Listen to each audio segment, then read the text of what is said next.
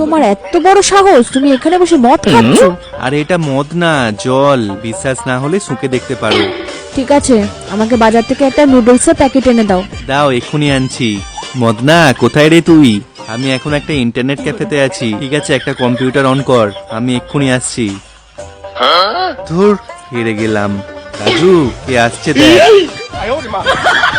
আমি তোমাকে নুডলস আনতে দিলাম আর তুমি এখানে বসে গেম খেলছো? আরে আমি তো কম্পিউটারে ওটাই দেখছিলাম যে ভালো নুডলস বাড়িতে কিভাবে তৈরি করা যায়। ঠিক আছে, তাহলে আমাকে বানিয়ে খাওয়াও দেখি। ঠিক আছে।